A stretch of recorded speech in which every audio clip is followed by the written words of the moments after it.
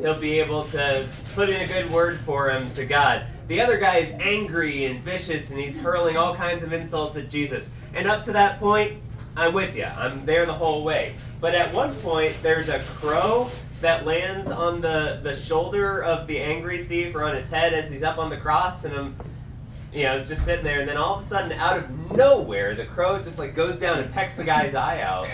And I burst out laughing, and the looks that I got when people were in that theater, they're like, Jesus is on the cross! And I just didn't know what to do. I was like, just peck the eye out! Like, where did you see that coming from? I just had no concept that was about to happen. None at all. It was so unexpected. It came out of nowhere, and my body just reacted. I had no idea what to do with that, because that really is what we do. We don't know how to react to things. We don't know what's about to happen. If something unexpected happens, we just act. And when we as humans have things that are unexpected, sometimes crazy things happen. We as humans really like when things go as planned. I know a lot of us like to be random, and we like to say, oh, I expect the unexpected and things like that. But I think if we're honest, like if we woke up and got out of bed this morning and got terrible news that we weren't expecting, most of us wouldn't know exactly how we're going to process that.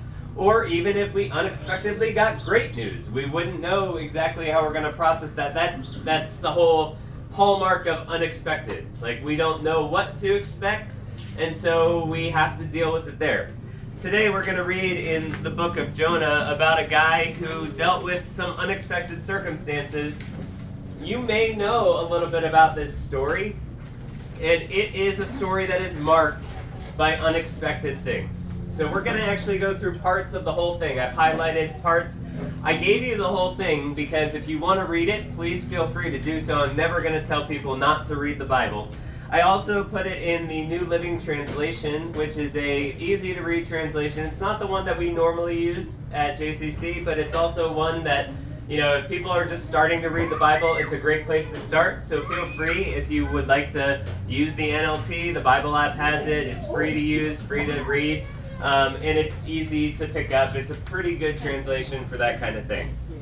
Now, I'm going to ask the super duper church people to stop, not volunteer yourselves for this one, because my guess is you probably know the answer to this. But if there's somebody bold enough, and you don't have to, but if there's somebody bold enough who's maybe yeah, I kind of go to church sometimes or whatever, what's the thing about the book of Jonah? What's the thing? Yeah. There's a storm in there, right? Well, there's a storm, but yeah, somebody said whale. Yeah, there's this big fish that eats Jonah at one point. So we're talking about an unexpected story. That's what we know about Jonah. But there's actually a little bit more to the story, and we'll get into that as we go. Now, we're going to start at the front page, chapter 1. The big, bold numbers are the chapters, and then the smaller numbers are the verses. So right at the beginning, chapter 1, verse 1, the Lord gave this message to Jonah, son of Amittai. Get up and go to the great city of Nineveh. Announce my judgment against it, because I have seen how wicked its people are. So God is about to judge the people of Nineveh. He tells Jonah to go and speak against them. So the expectation of somebody who's picking up the book of Jonah, named for a guy named Jonah, who is in the Bible, you expect that he's going to follow what God himself has told him to do. But then verse 3, but Jonah got up and went in the opposite direction to get away from the Lord. Unexpected thing number 1. We do not expect a prophet of the Lord to actively disobey what God is asking him to do. But instead, Jonah just walks in the opposite direction. He ends up going to a place called Joppa, not our Joppa, because he didn't want to go to Nineveh. He goes to a ship that's sailing for a place called Tarshish, that's not really relevant to the story. I just like the name of that town too, Tarshish. And as we heard up here, there is a powerful storm that comes, and it's threatening to break the ship that he gets on apart. And then in verse 5, fearing for their lives, the desperate sailors shouted to their gods for help, and threw the cargo overboard to lighten the ship. Here's unexpected thing number 2. The people that Jonah puts himself with are not people that follow his God. They follow other gods. And so they're worshiping, or they're calling out to their God saying, please help us. Please save us from this storm. We don't know what's going on. We don't know what's happening. And as we go through, and I'm sorry that I'm skipping so much, but I want to get to some more unexpected stuff. The normal stuff happens. Everybody's woken up on the ship. Jonah's sleeping through it. That might be unexpected. The captain of the ship's like, hey, what are you doing? Get up. Pray to your God. We need all the help we can get. All hands on deck to pray to your gods. Do the things that you need to do. They end up casting lots to figure out, hey, whose God is mad at us, and who is he mad at? They cast lots. It falls to Jonah, and Jonah's like, all right, it is my fault. This is my problem. I'm the one who's the problem because I ran away from my God. And they're like, dude, what are you doing? He's like, it's okay. Throw me overboard. It's fine. And so, again, this is kind of a crazy story. Anyway, verse 14, they're rowing. They're trying to get out of the storm. And verse 14, they cried out to the Lord, Jonah's God. Oh, Lord, they pleaded, don't make us die for this man's sin. And don't hold us responsible for his death. O Lord, you have sent this storm upon him for your own good reasons. Then the sailors picked Jonah up and threw him into the raging sea, and the storm stopped at once. Unexpected things 3 and 4. First of all, they cry out to Jonah's God because they say, clearly, this guy can do something. But then they pick him up and then throw him overboard, and the storm stops immediately. Because in this story, Jonah is the one who's at fault. He's running away from God. He's not doing what God has commanded him to do. And God is trying to get his attention to say, I need you to go do the thing that I commanded you to do. I need you to go to Nineveh and announce my judgment on them. So he gets thrown overboard. And then in verse 17, well, actually, you know what? Let me point out one other thing. In verse 16, they offer a sacrifice, which is probably a burnt sacrifice on a wooden boat in the middle of the sea after the storm, because that's how much they're honoring this God that has just saved them from the storm because they threw Jonah over. Then in verse 17, now the Lord had arranged for a great fish to swallow Jonah, and Jonah was inside the fish for 3 days and 3 nights. Then Jonah prayed to the Lord his God from inside the fish. Unexpected thing number 5. Don't know about you, not too many times do I hear about somebody getting swallowed by a great fish. If that does happen, normally I don't hear anything else from them. Jonah gets swallowed by the great fish, then he starts to pray. The next, almost all of chapter 2 is part of that prayer. And interestingly enough, it's almost all plagiarized from different psalms that are in our Bible. Almost none of it is original, just the book of Jonah. So the expectation in here is that he's praying his prayers of his people. He's telling his God, I know all of these great things about you. I know that I've sinned against you. God, I'm sorry for the things that I've done. If you get me out of this, I promise I'm going to go do what you want me to do. Obviously, I'm not following false gods. I ran away from you, that kind of thing. And we're skipping. Verse 10, then the Lord ordered the fish to spit Jonah out onto the beach. Chapter 3, verse 1, then the Lord spoke to Jonah a second time, get up and go to the great city of Nineveh and deliver the message I have given you. I like to put a little comma, idiot, after that. This time, Jonah obeyed the Lord's command and went to Nineveh, a city so large that it took 3 days to see it all. On the day Jonah entered the city, he shouted to the crowds, 40 days from now, Nineveh will be destroyed.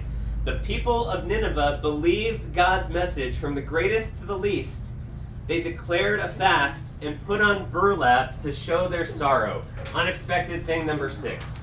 Jonah finally does what he's called to do. He goes to Nineveh. He tells these people who are the enemies of Israel, the enemies of his God, the people who stand against his people. He goes to them and he says, my God is going to destroy Nineveh. And unexpectedly, these people start fasting. And they start putting on burlap to show their humility to this God. They get to a point where they're trying to do anything that they can to prevent this judgment from falling on them. In fact, later on, it's not highlighted, but the next few verses talk about the king of Nineveh, and he himself dresses in burlap. He heaps ashes on himself. He makes a decree to the entire people. Again, not highlighted, but he says, no one, not even the animals from your herds and flocks, may eat or drink anything at all. He declares a fast for the entire city. People and animals alike must wear garments of mourning, and everyone must pray earnestly to God. So not only are the people dressing in sacks of cloth, they're like taking potato sacks and they're wearing them out of humility, but he actually makes the animals put on sackcloth and fast. And he's saying everyone in this city has to turn to this God and worship him, because we do not want him to do to us what we've heard that he's able and capable to do to others. Did you hear about that storm on the way to Tarshish? Like, we don't want to mess with this guy. And then in verse 9 he says this. He says, who can tell? Perhaps even yet God will change his mind and hold back his fierce anger from destroying us. Because the expectation is that they're going to be destroyed. But they're hoping that God will do something unexpected and spare them. And then he does. He changed his mind and did not carry out the destruction he had threatened. And then we get something else that's greatly unexpected. Chapter 4, verse 1. This change of plans greatly upset Jonah, and he became very angry. This is God's prophet. This is the guy that the book is named after. When you watch the VeggieTales Jonah thing, they make Junior Asparagus Jonah because he's cute and he's the hero of the story. Let me tell you what, unexpected thing from Adam. Jonah is not the hero of this story. Jonah's a jerk. The representative of God is angry that God is not punishing these people. He's an absolute jerk. You do not want to be like Jonah. Just because something's named after somebody in the Bible doesn't mean that he's a good guy. Jonah is not a good guy. We shouldn't say like, oh, hey, you know, he had his moments of sin, but then he came back and he did what God was wanting him to do. He still is mad at God. This is what he says. He complains to the Lord in verse 2. Didn't I say before I left home that you would do this, Lord? That is why I ran away to Tarshish. I knew that you are a merciful and compassionate God, slow to get angry and filled with unfailing love. You are eager to turn back from destroying people. Just kill me now, Lord. I'd rather be dead than alive if what I predicted will not happen. This is the part where we go, what in the world is wrong with you? Because we're at a church service, we won't use stronger language, but like, WTF, man. Like, what are you doing?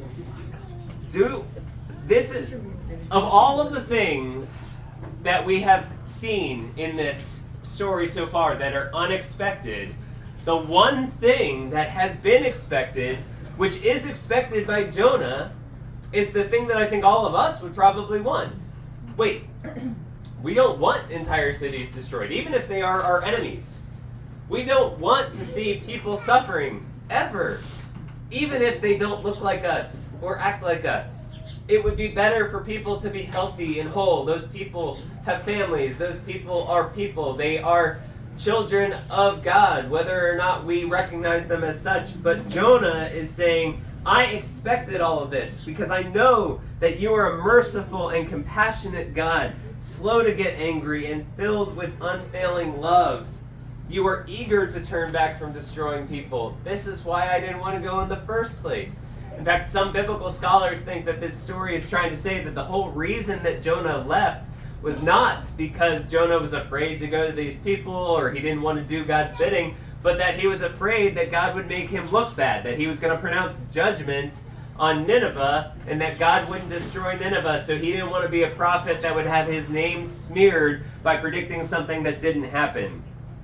And then God and Jonah get into a debate. Verse 4, the Lord replies, is it right for you to be angry about this?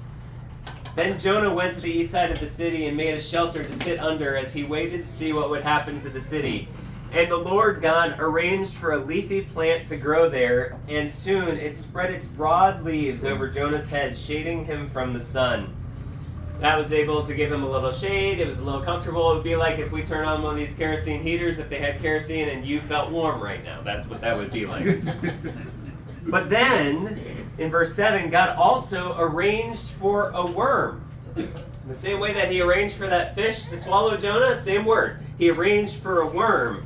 And the next morning at dawn, the worm ate through the stem of the plant so that it withered away. Jonah gets hot, and he gets faint, and he wishes to die, and he says, "Death is certainly better than living like this." Then Jonah said to God, "Is it right for you to be angry because the plant died?" The same way that he said, "Is it right for you to be angry about me not destroying the city?" And Jonah says, "Yes, even angry enough to die," because again, Jonah is a jerk. Then the Lord said, "You feel sorry about the plant, though you did nothing to put it there. It came quickly and died quickly. But Nineveh has more than 120,000 people living in spiritual darkness, not to mention all the animals. Shouldn't I feel sorry for such a great city?" End of book. End of discussion. That's it. Unexpected thing number 8. It ends on that note. And here's the thing. Jonah is a weird story. It's not like most of the rest of the other Old Testament prophets, because the only person who's actually named in this whole narrative is Joseph, son of Amittai. That's it. He's the only one who gets a name. Most of the time when we read books in the Bible, it's like, and Jonah, not Joseph. Jonah goes and he talks and prophesies against King so-and-so of this place. And it's almost always an entire country or, nation state, not just a city. Cities don't normally have kings. And weirdly, in chapter 4, when Jonah and God are having that debate and God says, "Is it right for you to be angry about this?"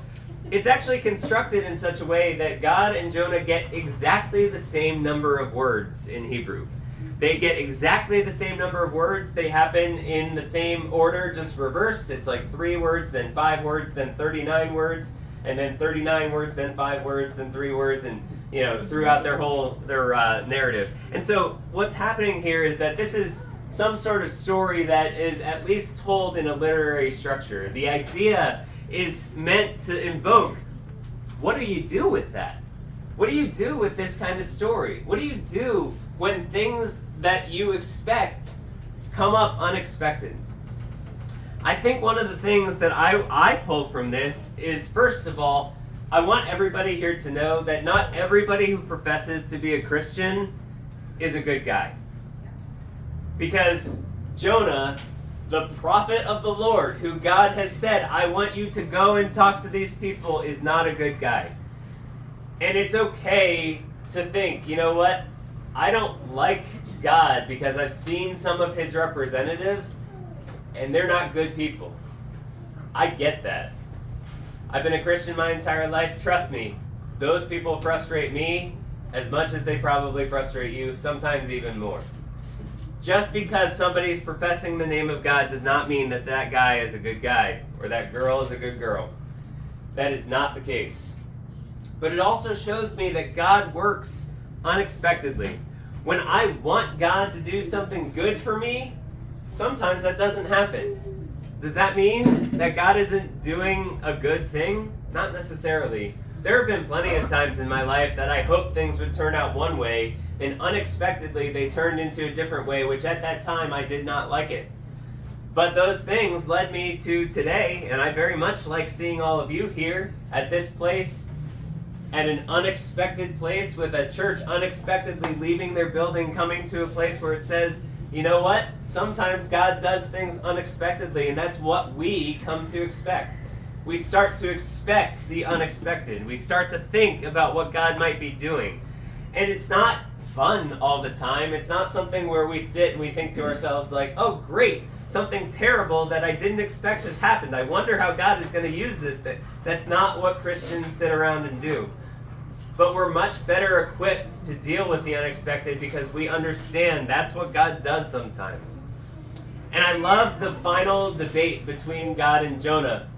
Because when they're talking back and forth, each getting the exact same number of words, it ends on a question. It ends with God basically inviting us to ask the questions and say, God, what are you doing? When he says, well, what would you have me do? Would you have me destroy a city of 120,000 people, not even counting the animals? Is that what you really want? Question mark. It leaves the option for us to say, like Jonah, yes. But I think most of us reading the story understand that's not the right answer. But it invites a conversation. It invites questions. It invites wonder. It invites at least the debate. And that's something that I've been trying to cultivate at our church. Something where I say, I don't care if you agree with me about everything. I really don't. Like, actually, I kind of prefer the debate. I like having the discussion. I like when somebody gives me something and somebody says something that I don't expect. I'm just like, I've never once thought of that verse that way. Nothing thrills me more. I preached an entire sermon on not a mistranslation, but a translation that we didn't know about in Amos chapter 7 that just fascinated me. I stopped everything for a week and I was like, hang on, I have to go read this thing because I don't understand why this Bible translation group translated this in this way. And for everybody else, it was probably the most boring sermon ever. But for me, it was the most fascinating sermon of all time. And you can go back and watch it if you are really bored sometime. Anyway, but like that kind of stuff, expecting the unexpected is what I come to do. I love the unexpected. I love coming to a place like this. I feel so much better at a service like this than I do in our building. Not that I don't like our building, JCC people. There's a lot of subtext to that comment. But I want to be people that, like God, can be unexpected. I want to be a church that catches you in a surprise. I want to be the people who show up where you are. I want to be the people who host trivia on Sunday night. I want to be people who connect you to this God that maybe, you know what, you've been at odds with for your entire life. And maybe you've met some people who have turned you against him. I want to be the people who unexpectedly show you a different side of that God, because that God is full of mercy and compassion even if you don't see it. That God does not want to destroy people even if you don't think that. That God loves his people even if that's never something that you've felt. That God is the God that I love, the God that I worship, the God that I know who wants to draw you closer to him. The God who wants things for you that you couldn't even imagine. And not that everything is going to be good, and not that walking a life forward where things are unexpected is comfortable all the time. Not that things are always going to work out the way that you want them to. It would be wonderful if today was like 15 to 20 degrees warmer, but that's just not the way things work sometimes. But you know what is expected when all that happens? I have a community of people who know that God, who love that God, and love that God so much that when he says, the way you love me is you love the people around you, those people will surround me with love when unexpected things happen. Those people will come with me and they'll say, you know what, I know you weren't expecting this to happen, but everything's going to be okay. I'm going to be here with you. We're going to cry this out. We're going to hug this out. We're going to allow things to happen and transpire. Life does not end just because something unexpected happens. It may create a twist and turn. Things might not ever go back to the way things were before, but you can still get through it because God is still there for you. That's the God that I love and worship. And so if you've never understood that to be God, if you never understood what that whole thing is, if you've never understood people who go to church and are in that kind of community and you think, well, that's all a bunch of malarkey or false hope, or why do they even do what they do? How can they read this book where a guy gets swallowed by a big fish and take something good from it? Well, it's just another thing that's unexpected. It's just another thing where you may not have expected to come to a church service and hear something where a preacher talks about laughing in the middle of the Passion of the Christ, and then also hosting trivia tonight and talking about how one of God's prophets is an absolute jerk. Maybe that's not what you expected to hear today. For the people in my church, they probably were like, that's exactly what happened. because I'm not as unexpected as God. But if that's something where you are thinking to yourself, like, yeah, this isn't really adding up, and you know what, maybe Adam's just like throwing this out there to kind of catch me or lure me in or something like that. That knowing chuckle of, that's exactly what Adam's, that knowing chuckle that you just heard from the church, this is the kind of thing that we do. We look at the Bible and we say, God, show us yourself in a new way. Make yourself real to us. Ask the question, have the debate. It's okay. I welcome it. I can't wait to have more of it. And if it's something that you're like, I don't know if I want any of that, I don't know if I want to read the Bible, I don't know if I want to follow that God, but I don't know, you guys aren't terrible, I'll come to trivia tonight, that's fine too. Like, we would love to hang out with you and be around you and show you that God is, even if he's unexpected, someone that you can count on. That his people, even if you've been burned in the past, are people that you can count on if you find the right people. There are other churches that are not like us, and you know what? There are good ones too, and I know who they are. And if you don't like us, I'm more than happy to connect you with a church like them, because I just want you to know this great, big, unexpected God who does things in an unexpected way and unexpectedly loved us enough to send his son Jesus into this world to put on flesh and to die for you and me so that we could be with him forever. That's a whole different part of the story that we don't have time for today. But if that's something that you're interested in, you want to think about that, you want to circle around that and think about what that means, hey, you know what?